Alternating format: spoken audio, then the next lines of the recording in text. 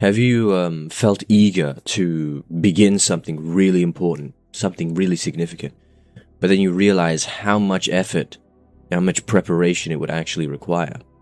We celebrate, right, when we're done. We fantasize what the final product will look like. But God does his deepest work, right, before any stone is laid, before the actual work begins.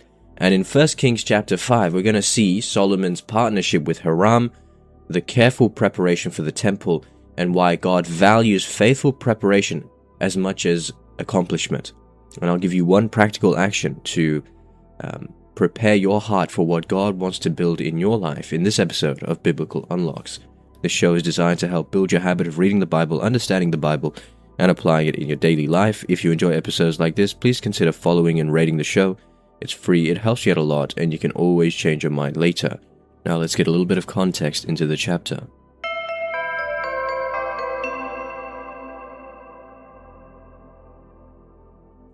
Alright, so 1 Kings chapter 5 marks the beginning of preparations for building the temple. So Hiram, king of Tyre and a longtime ally of David, offers Solomon cedar, cypress, timber from Lebanon, and Solomon explains that God has now given Israel peace on every side, making it the right time to fulfill David's desire to build a house for the Lord. So Israel and Tyre form a covenant partnership while thousands of workers quarry stone and prepare timber so that construction can begin. So let's read verses 1 to 6. The focus here is going to be Solomon partnering with Hiram. And my question to you is, why does God accomplish his work through this partnership? Verse 1. Now King Hiram of Tyre sent his servants to Solomon when he heard that they had anointed him king in place of his father. For Hiram had always been a friend to David. Solomon sent word to Hiram saying, "You know that my father David could not build a house for the name of the Lord his God because of the warfare with which his enemies surrounded him, until he put them under the soles of his feet. But now the Lord my God has given me a rest on every side. There is neither adversary nor misfortune. So I intend to build a house for the name of the Lord my God. As the Lord said to my father David, your son, whom I will set on your throne in your place, shall build a house for my name. Therefore command that cedars from the Lebanon be cut for me. My servants will join your servants, and I will give you whatever wages you set for your servants. For you know that there is no one among us who knows how to cut timber like the Sidonians." Okay, so why does Solomon seek help from Hiram? He could just, build the temple on his own, but God's work advances through cooperation, faithful cooperation. So Israel possesses the promise, Tyre possesses the timber, the skilled craftsmen, and God weaves together different gifts and resources so that his purposes are accomplished. So wisdom. In order to have wisdom, which Solomon has a lot of, he recognizes that dependence on others, that's not a weakness, right? If you're dependent on someone else, it's not necessarily a weakness, it's humility. You recognize that perhaps I can't do this on my own and I need your assistance. That's the same with God. How can you allow God to work in your life without having the humility to recognize that you can't do it on your own? So God distributes different gifts among his people so that they learn to serve one another and with each other in love.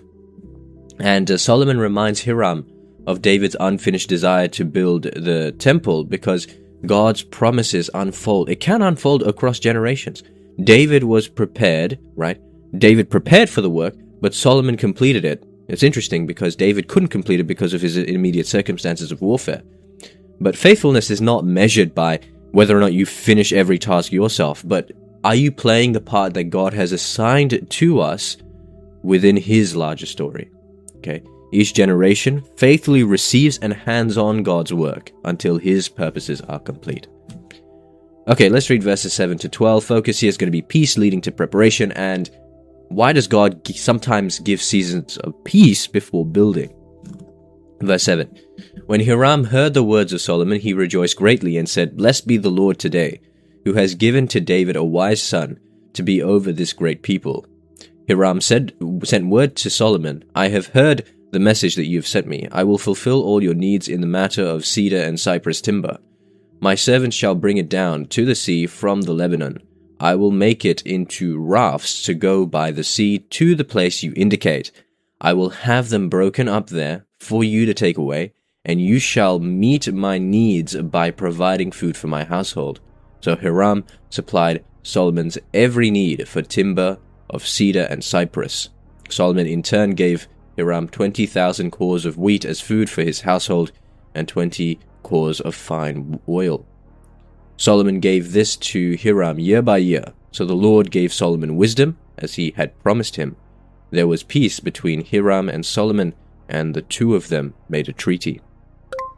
Okay, so we see Solomon says the temple can now be built because God has given Israel rest on every side. David's reign, as we saw before, was marked with warfare. But Solomon, he inherits a season of peace, right? So the absence of conflict becomes an opportunity to invest in worship. However, I must say, even when you are in conflict, that's another opportunity to turn to the Lord, as David did, right? Every single time Saul was trying to kill him, he would say, "I'm not going to attack the Lord's anointed, I'm going to keep praying to the Lord." And he relied on the Lord even when he was attacked from all sides. And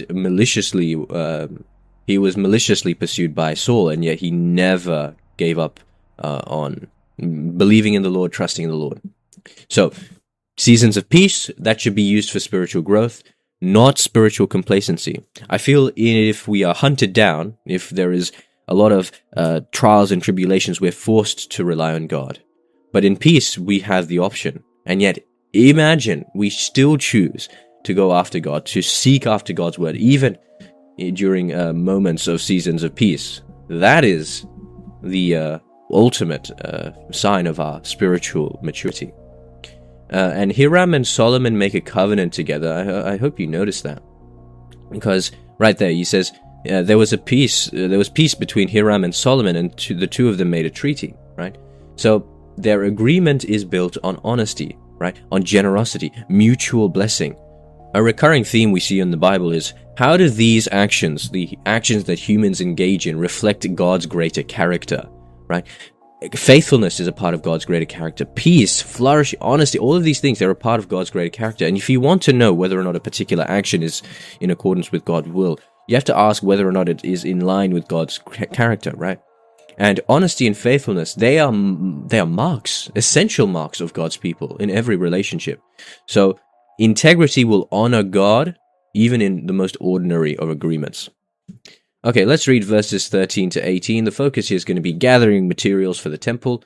And my question to you again is, why does Scripture devote so much attention to preparation? Verse 13.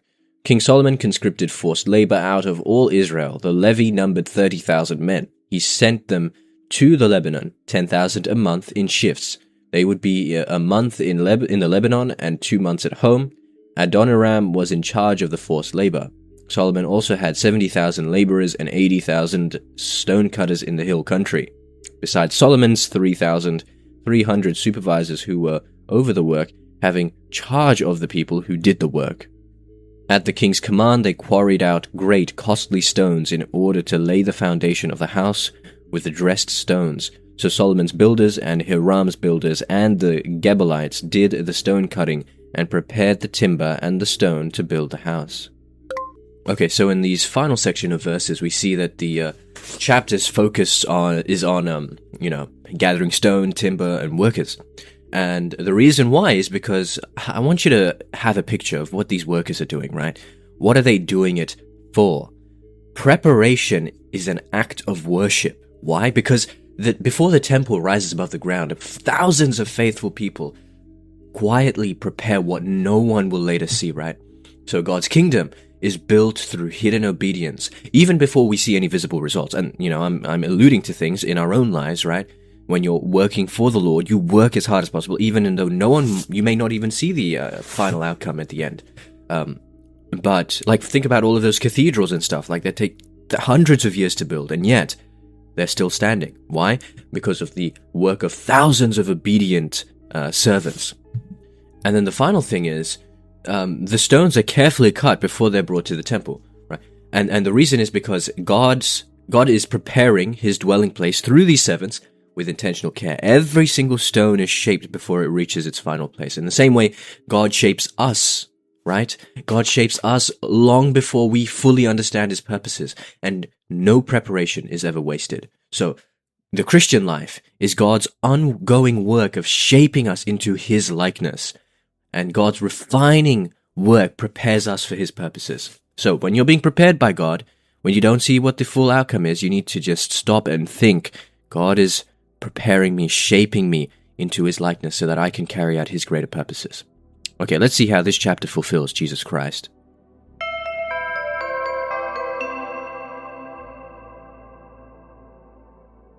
So, the temple that Solomon is preparing is going to become the visible presence of God among his people. Yet, even this magnificent building, this temple, it's just a shadow of what is to come, the shadow of something greater, because, right, Jesus Christ is the true temple, the place where God perfectly dwells with humanity.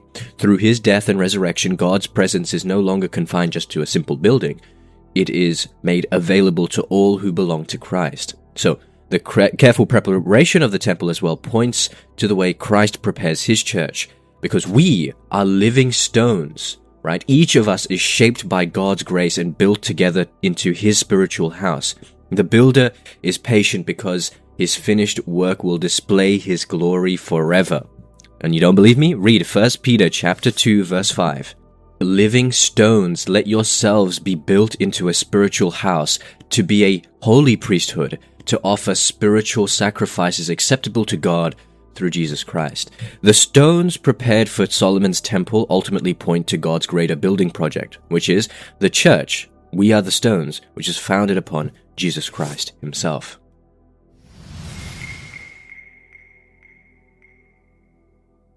Alright, so how can we apply this chapter in our everyday life? I think it's important to prepare before we build. We need to identify, areas where God may be calling us to prepare rather than just rush ahead, right? So I think we need to spend time this week strengthening the foundation before expecting any immediate results. So there are going to be ordinary tasks, right, that you've been tempted to overlook. I want you to do them wholeheartedly as an act of worship before you see any visible, tangible benefits or rewards, anything like that. You need to prepare, okay? Stop rushing into immediate results. That's the most important thing. Because if we're going to last for eternity with God, it's going to take us a while for us to be prepared.